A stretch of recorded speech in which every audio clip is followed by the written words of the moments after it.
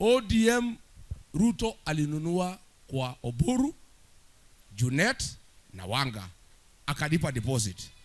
Sasa wanasikia Junet na Wanga wanalia. Hawali kwa sababu ODM imekwisha. Kasongo amekataa kutoa balance. Si ndio? Amesema ndio nitoe balance, lazima mtoe Sifuna, muweke Ababu na Mwamba, ndio nikuwe na control ya ODM. Until you remove Sifuna na muweke Ababu, na unajua Ababu ile kiti alikuwa nayo ya ubalozi imepewa Aida Odinga. Sasa Ababu anangoja kuwa Secretary General ya ODM. Sasa Wanga na Oburu na Junet wameambiwa, bila nyinyi kutoa Sifuna, muweke Ababu na Mwamba. Siwezi toa deposit kwa sababu mnaweza kunigonga. Unajua Kasongo kwa sababu ni mtu ya kugonga watu, pia anaogopa kugo. Na huyu Junet anamjua vizuri.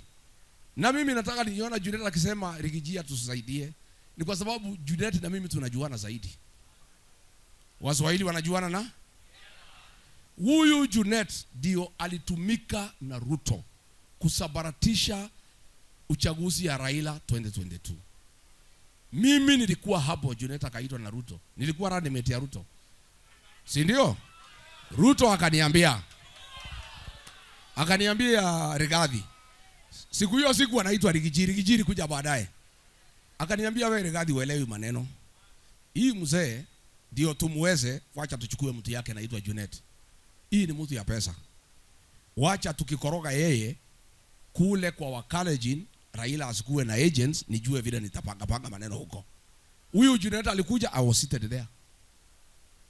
Akapewa pesa 5 million cash nikiwa hapo.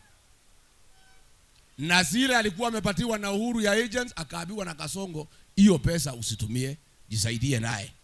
So ODM did not have agents. Huyu Junet ndio alisabaratisha safari ya baba kwenda Ikulu.